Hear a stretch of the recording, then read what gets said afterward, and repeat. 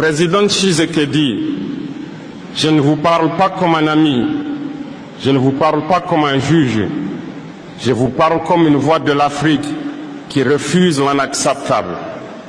Le temps du silence est terminé. Le silence que certains considèrent comme prudence, je le nomme complicité.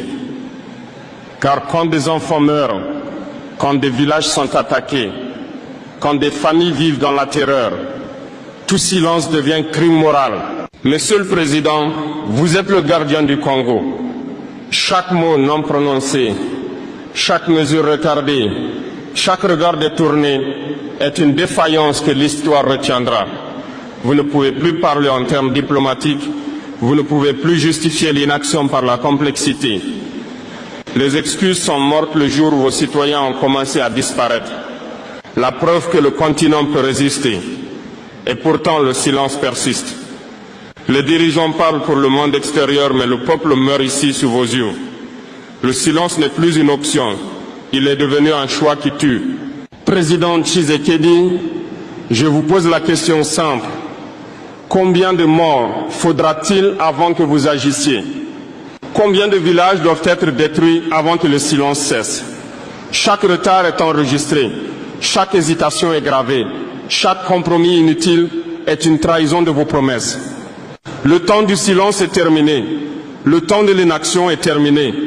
L'Afrique, le Congo et l'histoire exigent vos paroles et vos actes immédiats. Président Tshisekedi, après avoir dénoncé le silence qui tue, venons-en à ce qui constitue l'essence même de votre mandat, la protection du peuple congolais. Si vous n'agissez pas pour protéger ceux que vous avez juré de servir, aucune richesse, aucun discours, aucune légitimité internationale ne vous sauvera. Un président qui laisse son peuple dans la peur n'est pas un leader.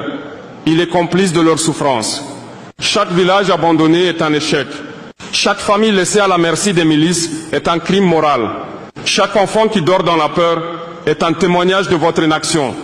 Vous ne pouvez plus cacher derrière les compromis ou la diplomatie. La sécurité n'est pas négociable. Elle est obligatoire. Président Tshisekedi, je vous demande, qui protège aujourd'hui les habitants de l'Est? Qui garantit que les familles de Goma ne vivent pas dans la peur permanente?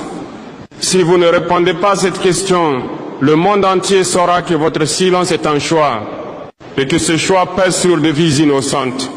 La paix n'est pas un mot, elle est un acte.